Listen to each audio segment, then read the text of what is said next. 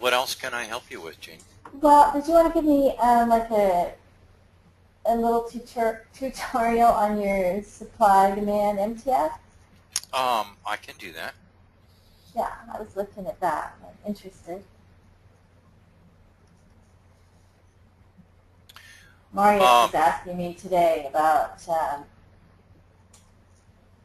I showed him a chart of mine. He's like, how did you get those zones on there? Is that Edge's thing? I said, no, I just did it myself. I said, I just did it with the drawbar. But I said, I do like the looks of the supply demand. He's like, yeah. He says, I like it too. I've been thinking about it. If I had my choice only between one or the other, I would use the drawbar and draw them myself. Really? If I had the choice between one or the other. Oh, okay. And all I'm doing is I'm applying it to the chart there with all of my indicators, and I only have it in this one at the moment. There's a new feature in this. If we scroll down, I give you the ability to put the icon in the drawbar or on NinjaTrader's toolbar. So I am just going to select to put it in the drawbar so that I can hide NinjaTrader's toolbar. Okay. And I'll say OK, and it adds this icon up here. Now, I guess for the original standpoint, I should probably just throw it in NinjaTrader's toolbar and say this is normally where it was, and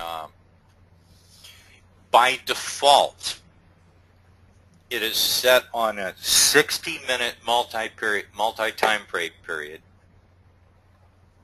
at settings of 25. We can see supply demand MTF 25. This is actually drawing supply and demand zones of a 60-minute bar, not a 5-minute bar. If I scroll down a little, I can see where those areas are. Now, in any case, if we click on our bars, we can adjust the layers. This particular indicator looked like it ended up on top of the bars, so I just adjusted the layers so that it's no longer. But I can see from a 60-minute time frame, I had previous supply and demand area here, and here, and here, and now the active ones are the darker colors. Okay.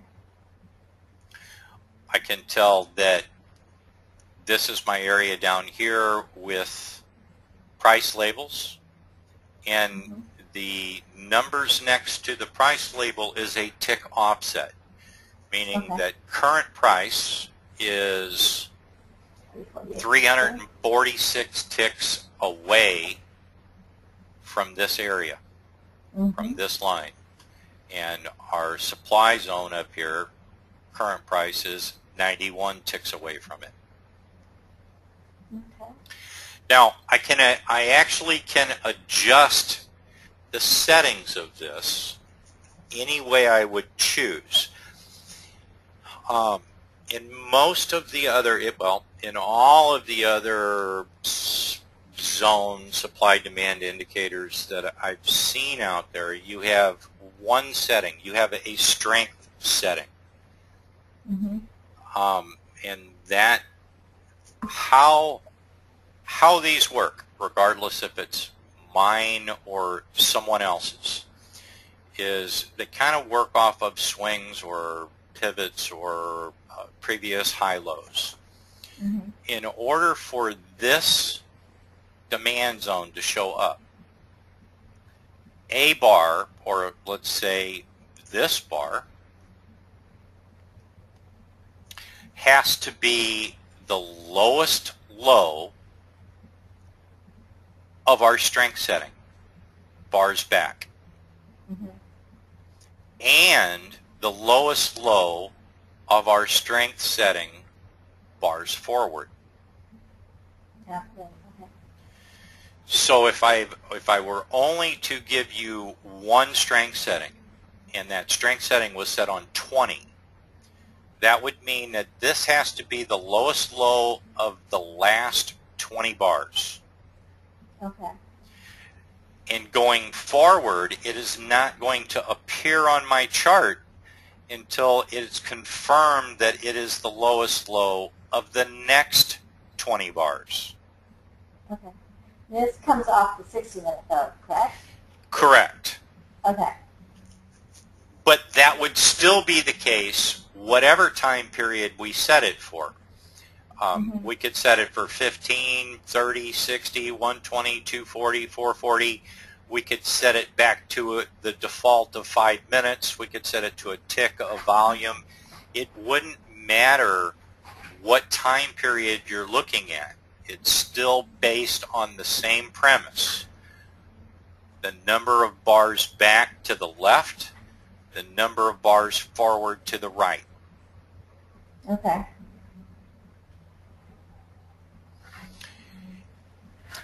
In the multi-TimeFrame version, I allow you quick access to change this to, let's just say you wanted to look at 15-minute.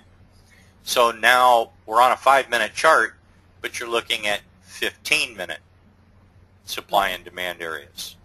Or we could change it to 30 or 60 or 120 or 240, or we could go into the indicator itself, and here we can select that to be tick, volume, range, second, minute, day, week, month, year. Even though I'm on a 5-minute chart here, I could still look at a volume. I could still look at a, let's just say I wanted to see a 5,000, I don't know how many days back or how long. This might take a second to load, depending on the days back I have on this chart.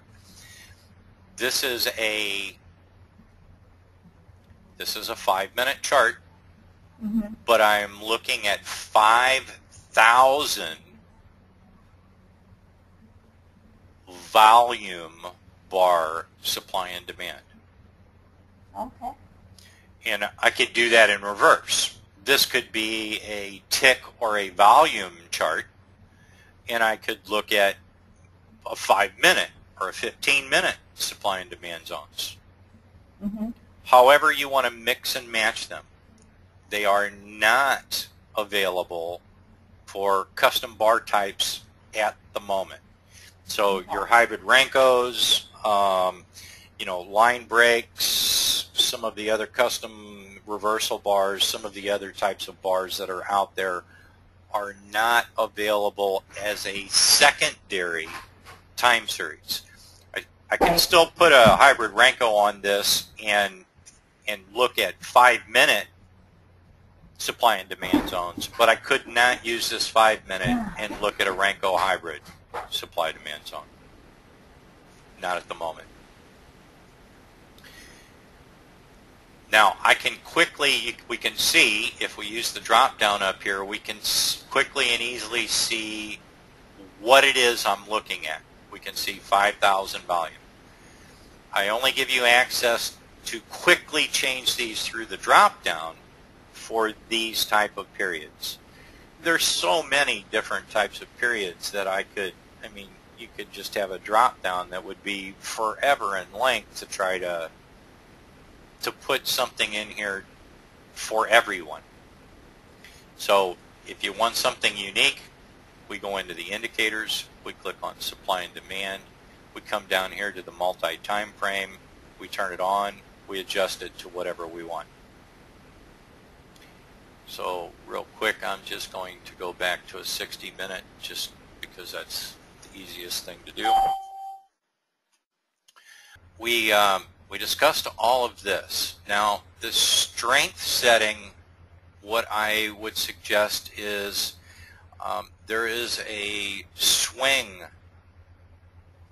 demonstration video on my website. Some of the things that are involved here are directly related to the same type of way that the swings work. And I explain the left and right hand strength in the swings pretty extensively, I think. Okay. What you will notice in this is not only is the supply and demand in this, and I'll discuss this here in a second, but the code for the swings is in this indicator as well. So you can actually look at swings, or just by coming over and clicking online, or you can look at the regions like a supply and demand area. Mm-hmm. Both of those codes are in this one indicator. Now, we discussed this the other day when you and I were talking about this bottom swing area here. We can see was made way back here. Mm-hmm. And Yeah. as we came forward, you know, in indices, this might have held. But we discussed this the other day. Crude is just a bear of an instrument, Mm-hmm. and she likes taking those stops out before she consolidates and Yeah. takes back off the other way. Yeah. Yeah, we notice that a lot. Right, especially in an instrument like crude or gold. Mm-hmm. Gold is the same thing? I haven't Yeah. really traded it too much. Very much so. Now, we've discussed all of this MTF. Now, this doesn't have to be used as a multi-time frame. If I left-click this right here, Mm-hmm. we can see that our icon has changed, and now we are looking at our default time period, or we are looking at 5-minute supply and demand. Oh, okay. Mm-hmm. So the MTF version includes the normal version built into it. It just allows you the ability to look at either the default Mm-hmm. or whatever time period you want as a secondary data series. Okay. That's good. For each of the high points that it was drawn, I give you the ability to draw a little dot and the price of that, let's call it upper region or zone or Mm-hmm. supply and demand, or however you might want to call that. I can come down here and I can turn the broken ones off, leave my dots, and leave my labels. Or Okay. I can come down and How did you turn do off, that? I just threw a drop down. Oh, So I okay. say show broken, and I allow you to turn the regions off. Okay. Or I allow you to turn the regions and the dots off. Okay. Or if we just left-click show broken, we can get rid of everything altogether. Okay.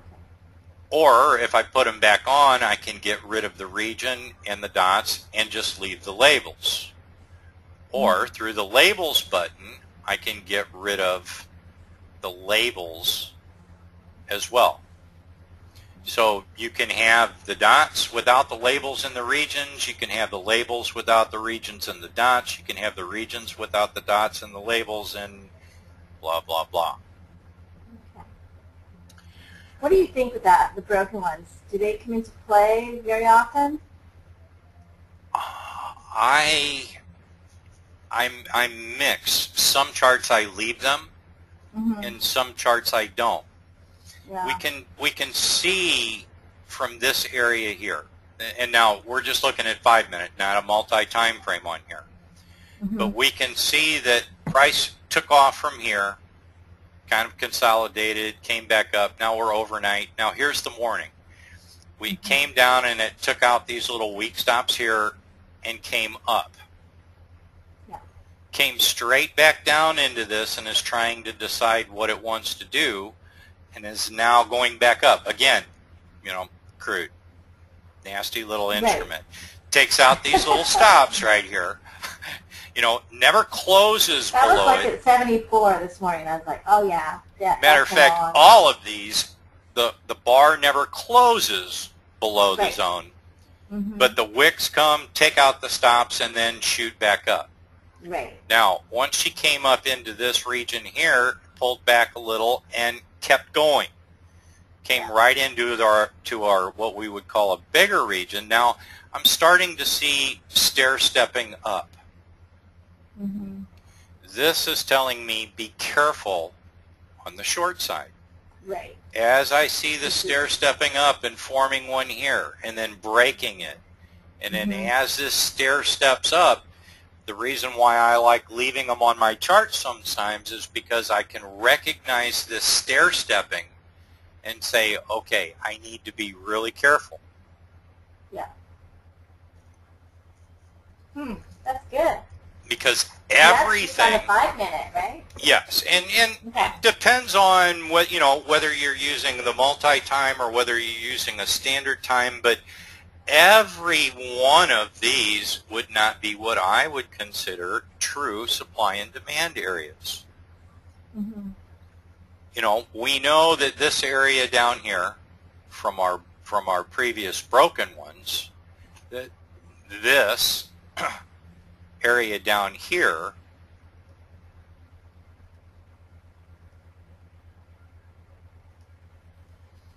is.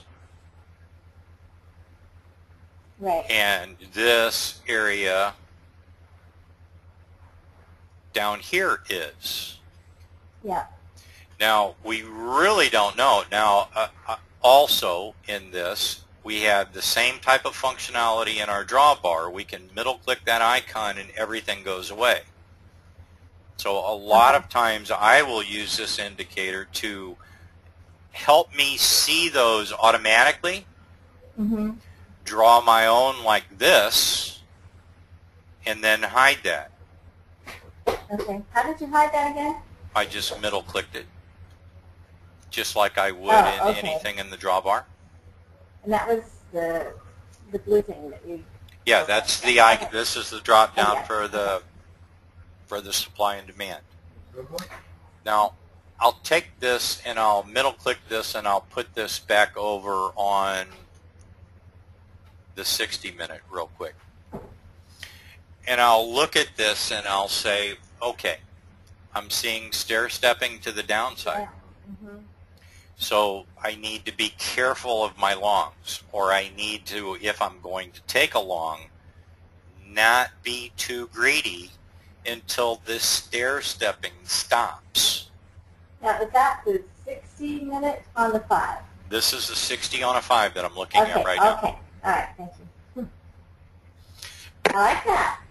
But, you know, we also have to be aware that if we look at this, since this is a 60 minute, that even though we're getting stair stepping and we want to be careful of the longs, we came down, we broke it, we came up, we came down and broke it. Even though we're saying we want to be careful with this long, the top of this right here is 0.5, and she came all the way up almost a buck. Right. So again, depending on your risk tolerance, what you're looking for in a trade, you know, it's still applicable to take that. We just need to be aware that until we could almost look at it like this, where they faked them out here and came down, but until this swing, until our trend line here gets violated, comes back in here, that now now we're on the long side again. But until we break that and confirm that we can stay above that, you want to be careful. The one thing about this is this tends to lead you to be a counter trend trader sometimes. Right. And what I say by that is when we come down and we create this zone right here, and this was what we would consider demand, when it came back in it, you know, the trend is down This is saying demand, let's trade up. That's counter. Yeah. Oh, I know. Like today, your short was counter. It's like, you know, it's like that's a scalp. Well, yeah, well, once we came back and we saw, well, I'd come all the way down into, even though this was early this morning, we can see our trends kind of down the whole way until we come back up and our trend line's holding, and then this little congestion area from yesterday afternoon is holding. She came down and took out those weak stops right here in that bar. But once she got back above here, we can see that our longer term 5 or 6 day trend downward was broke, and now we're back to the upside. But in an instrument like this, even though we're in an uptrend, you know, if you catch something here at 82 and you play it down to 36, that's still 40, you know, you're looking at 40 ticks of noise in this thing. Right, right. So it's kind of relative.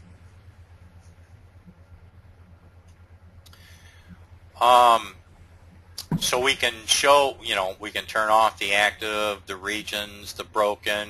We can adjust our label sizes to be bigger if we want. We can come down here to labels, and on the dots we could make those 12, and you can see how those are bigger.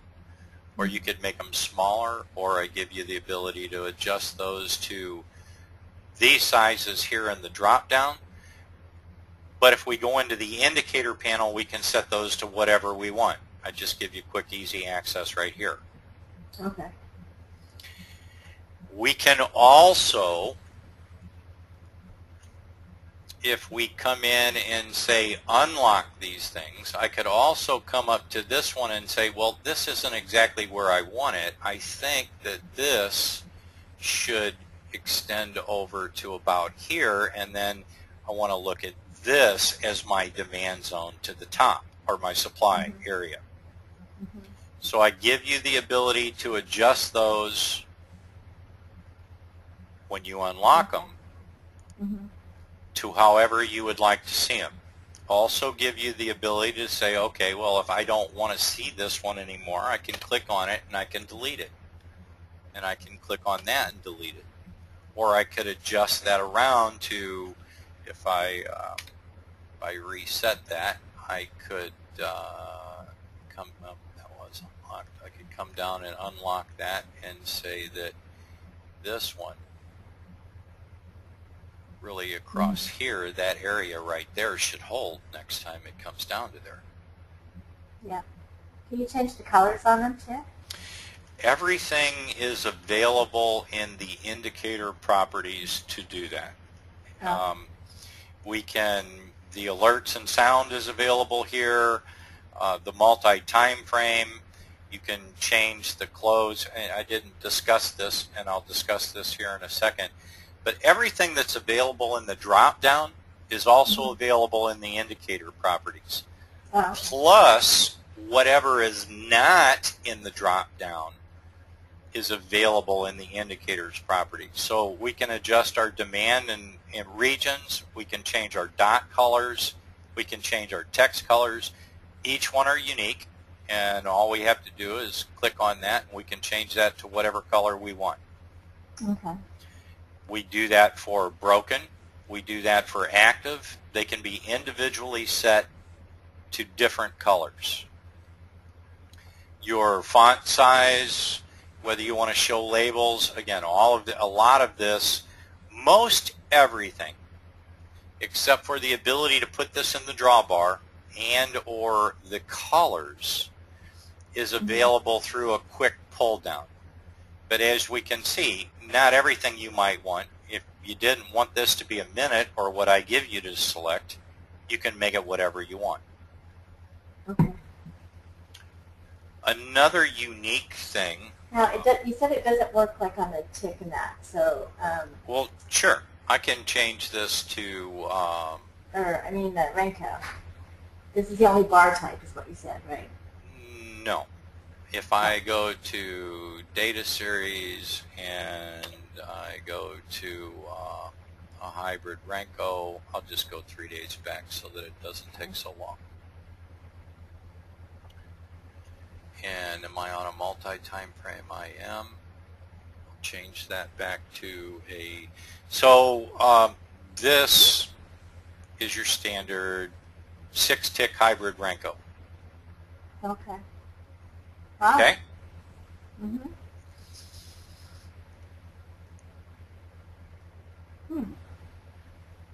This is your 6-tick hybrid Renko, looking at 60-minute,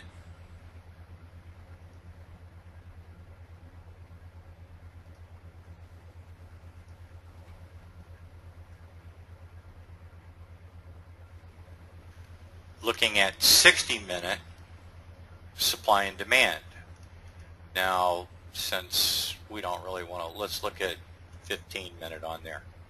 So my base series is a hybrid Renko, but I'm looking at 15-minute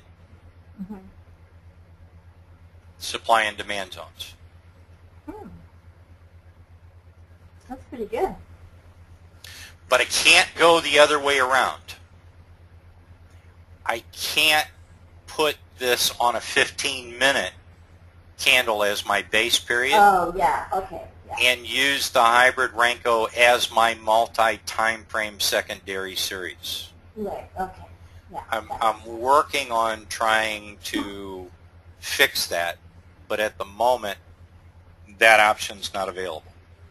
But yeah, you can actually, for your base standard period, you can use whatever you want. You're just limited on your multi-time frame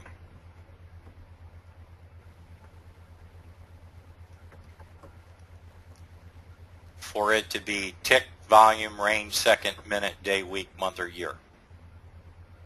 Okay. And I'm working to possibly fix that.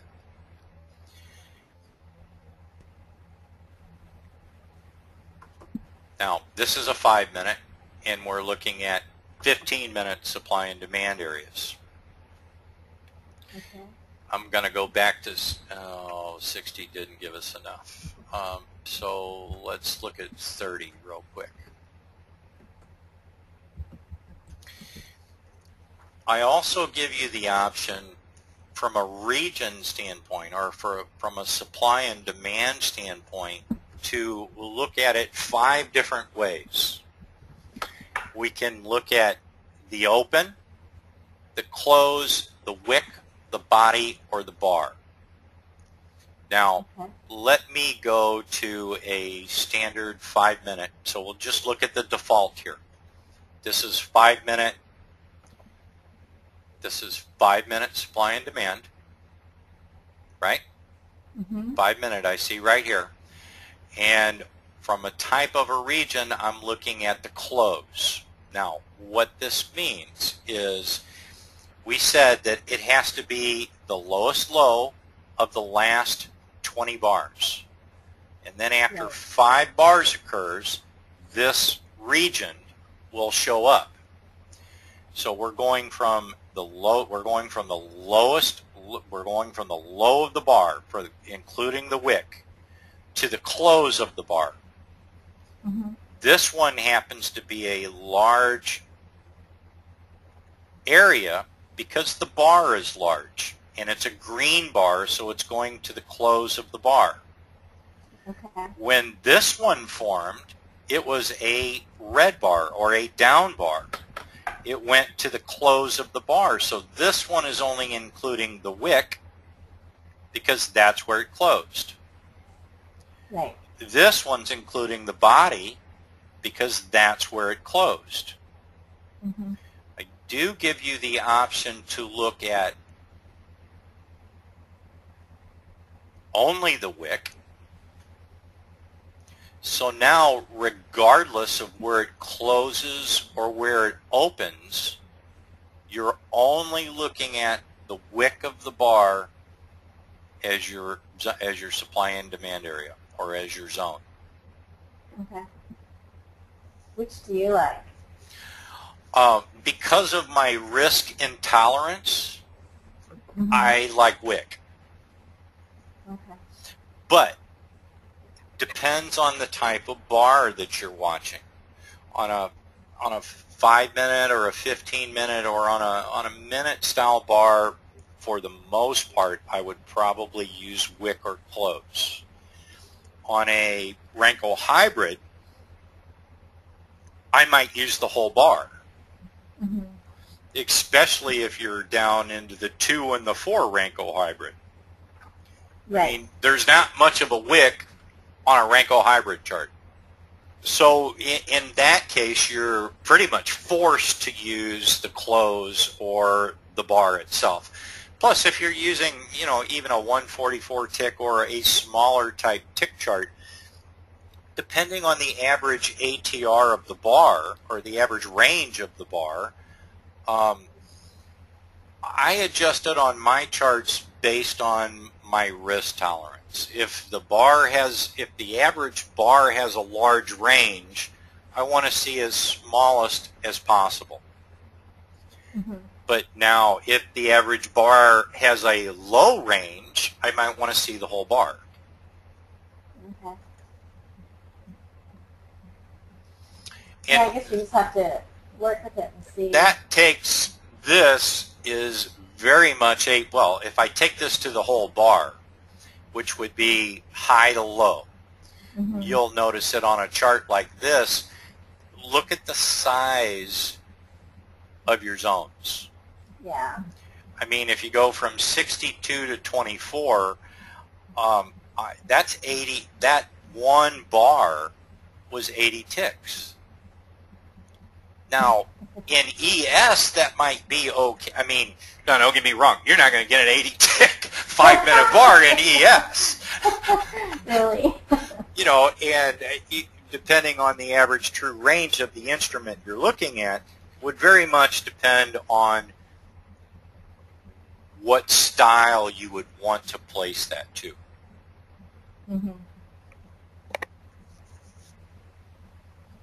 Okay. The strength, again, I try to use a large strength setting to the left. But I don't want to wait, especially on a 5-minute bar like this. If I'm using 20, let's say, well, that's 100 minutes. That's an hour 40 minutes that it has. And I might even set mine to 24. On a 5-minute bar, I think we might have talked about that. I might use settings of divisible by 6, because 5 times 6 is 30 minutes. And then 12 would be an hour. And then 18 would be an hour and a half, and 24 would be 2 hours. So if I use 24, I'm looking for the lowest low of the last 2 hours. But I don't want to wait 2 hours for it to show up on my chart. Right. Which is why I give you a separate right-hand strength. So now if you're using a 5-minute, we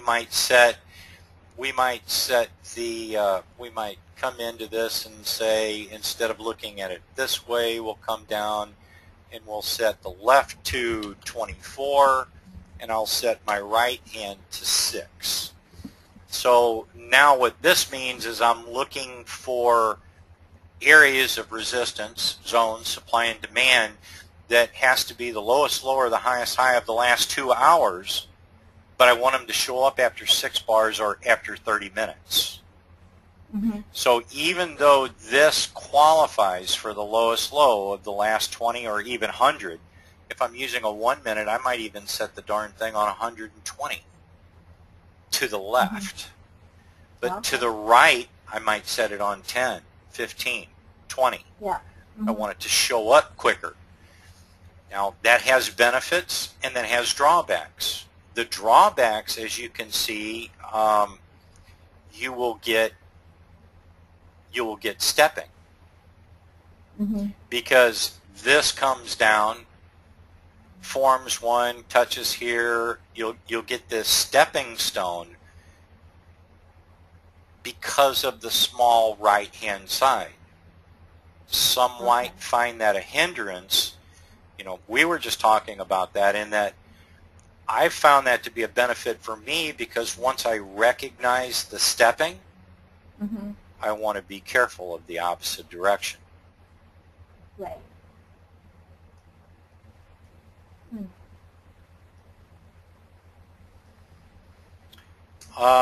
We can unlock them, we can move them around, we can enable alerts. I should put a beta on this thing down here. This is a show fibs, meaning if I click on this, it will automatically draw a fib on my chart. Oh, okay. And it will draw a fib on my chart based on how many bars back I have this set to. Oh, okay. So if I set that to 150, it takes the lowest low and the highest high of the last 150 bars and draws a fib. Okay.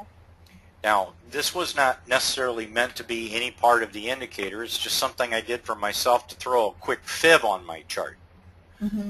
The only way to get rid of this is to click on your diagonal line and hit delete. Okay. So you can't come up here and turn them on or off. This is a one-time thing. If I set it for 100, it'll draw it real quick. And if I want to get rid of it, I have to click and delete it. Or if I want to move it around, it's a quick and easy way for me to get one on my chart that I can move around and play with price however I see fit. Okay. Oh, the one where you had the colors. How do you get that one again? The fib colors? Oh, these colors? No, the shaded areas. Now that was a part of the drawbar. Oh, okay. Whoop. Okay. That was a part of the drawbar. That was drawing a line. And drawing a line from the high to the low, which would be the same type of thing. And you can see how instead of all these, the reason why I did that, and this is a good example, is you can see all these lines on your chart now with all of these numbers and stuff. I end up with too many lines on my chart as it is. Right. But you can see how they line up exactly. You know, 50's in the middle, 45 to 55, 618, 786, well, you know, going backwards. Same thing. Only now, I don't have a bunch of lines on my chart. Right. Yeah. Oh, that's good.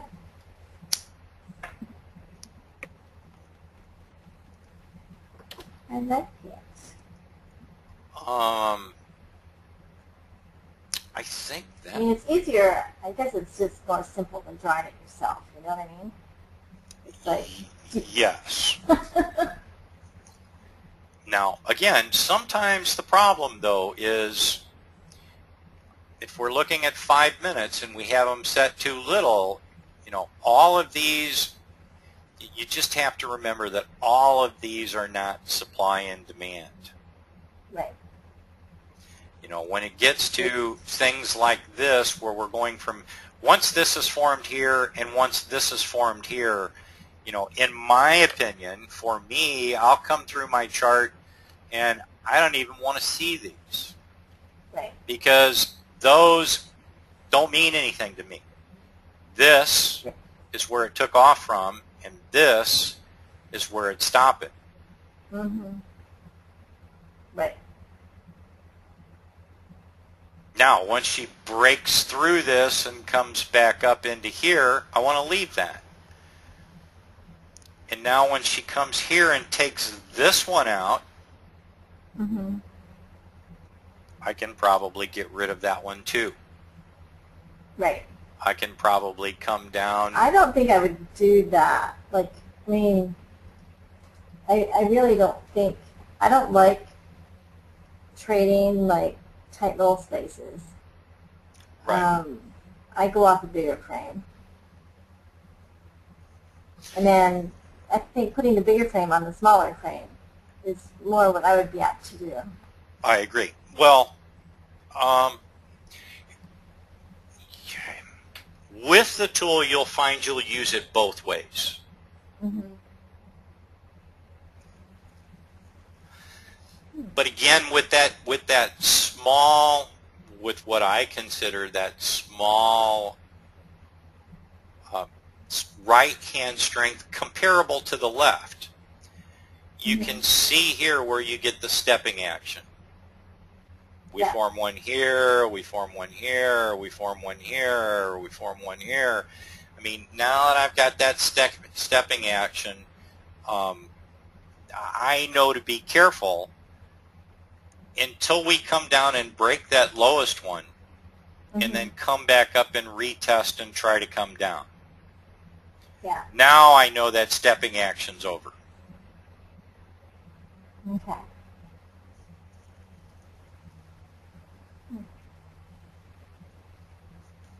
Interesting. But I will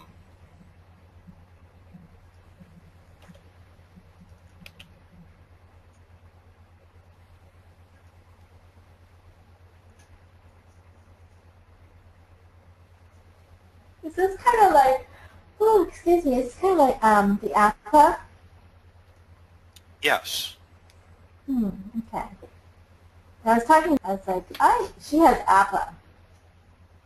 And I said, I've been looking at Edge's supply demand thing. I said, I like it.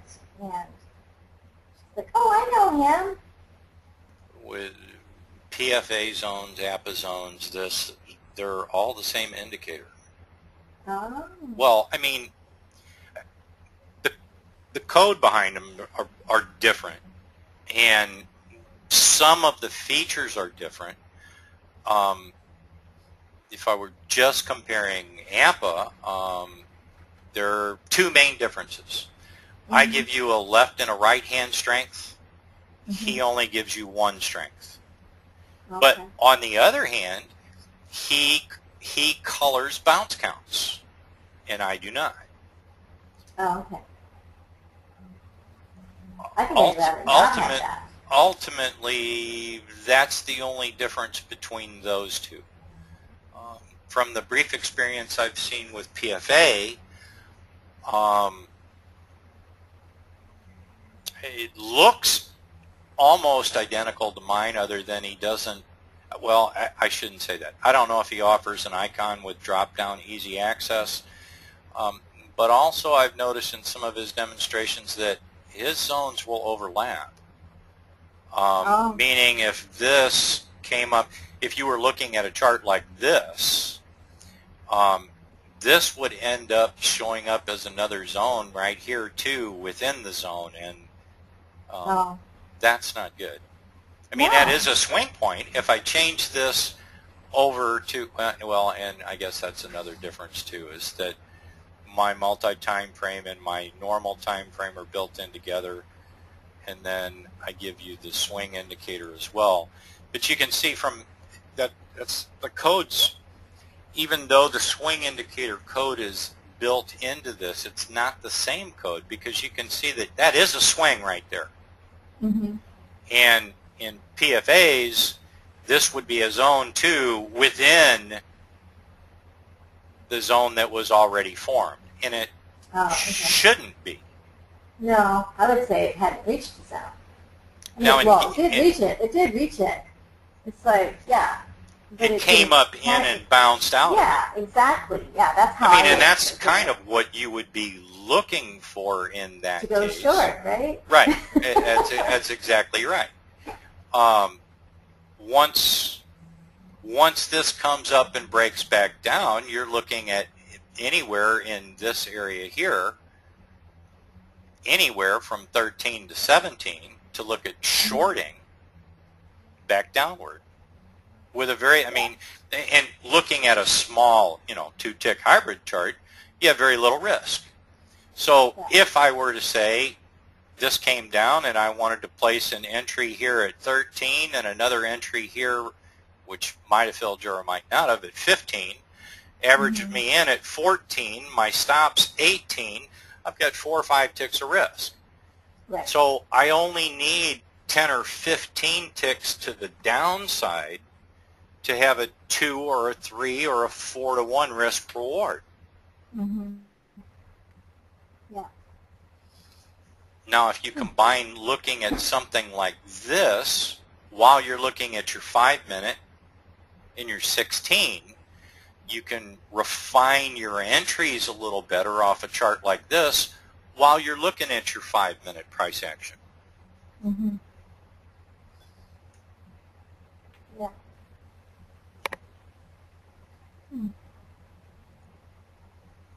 I like it. And then there's one other difference between the three of them. Price. Oh yeah, definitely. Yeah. Yeah. It's crazy. I think, It looks Jeannie, good. I think that pretty much covers everything. Okay. So I just need to go to your website and do that, right? You could do that if you'd like. Don't. I'm not trying to talk you into this. Oh, I know you're not. I am a terrible marketer. Good programmer, though. So that's good. You got that going for you. Yeah, I'm working on some other neat projects here right now Really? too. Well, that's good. Kind of know what I'm doing, but I mean, I look at this, and it goes along with what I know, what I've kind of taught myself. I guess I'm not as confident as I'd like to be, you know? Now, do you see what I just did? Mm-hmm. Instead of setting that on a small left-hand strength like what we had for a 5-minute for a 20 or a 24, I set that on a left-hand strength of 100. Oh. So now it takes 100 bars to the left before that's a lowest low. Oh, that's And nice. now only 10 bars to the right before that shows up. So we come down here and make this 1, 2, 3, 4, 5, 6, 7, 8, 9. On this down bar here, when this closes, this will have formed. Ah, that's nice. But by doing this on this small of a time frame, I'm seeing more of what I'm seeing better areas versus having something everywhere. Right. Now, Yeah, I like that. You also said, do I leave broken ones on there? Yes, I do, because when I'm looking at something like this, I see it right here. I see it made it. It comes up, bounces around, comes down, and makes this.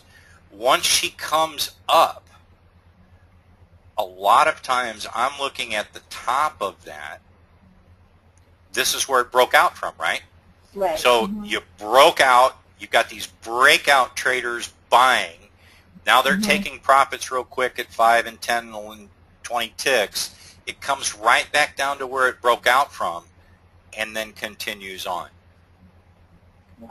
And this is a case where I would leave this on my chart because when it breaks out like this and then comes back down into it, I might look at getting back in for that continuation to the long side. Right.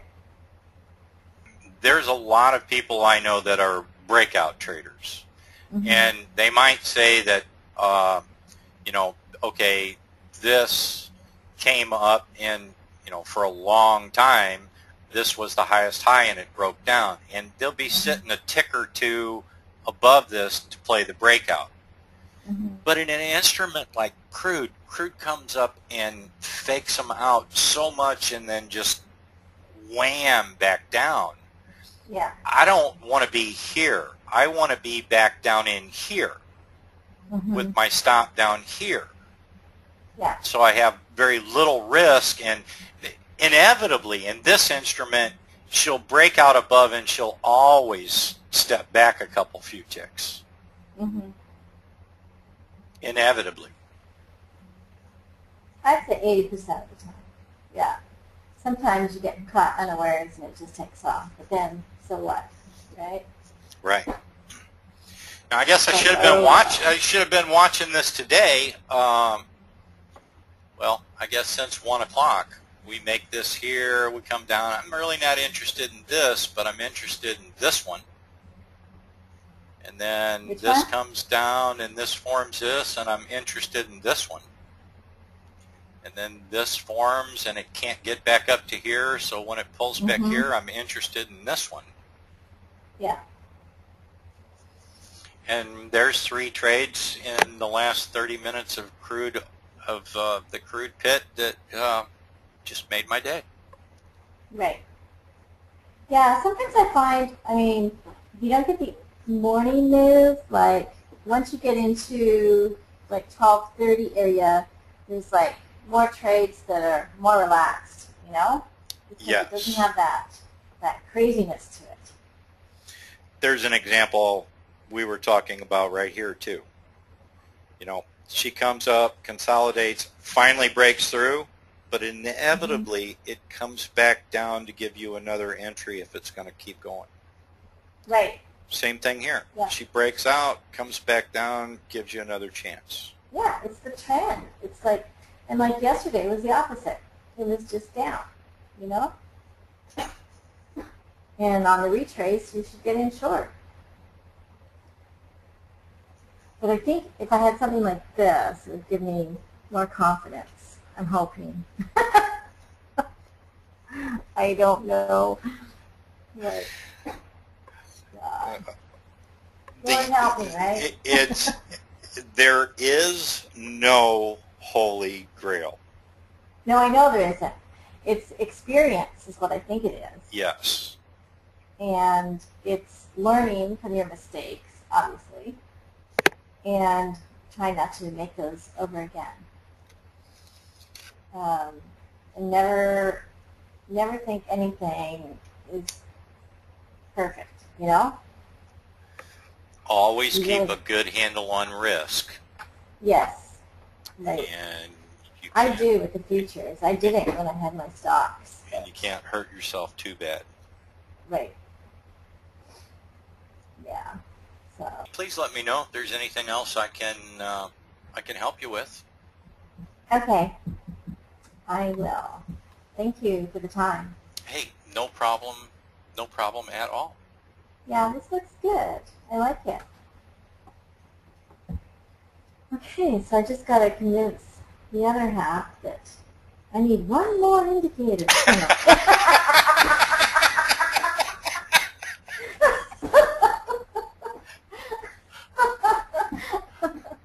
Oh, I'm glad you laughed at that. I can relate. Okay, good. But I like this concept of yours because it kind of does it automatically and I'm not like messing with it all the time. Right. Yeah, so I mean that would actually save me some work hours. But I'm like, okay. And then I'm thinking, well, that should be my package and that should be it. Is there anything else I can answer for you? No, I think that's it, actually. That was really good. The best advice I can give anyone is, I don't care what indicator it is, if it's mine or anyone else's, if it's not helping you make a decision, take it off your chart. Yeah, I think you're right.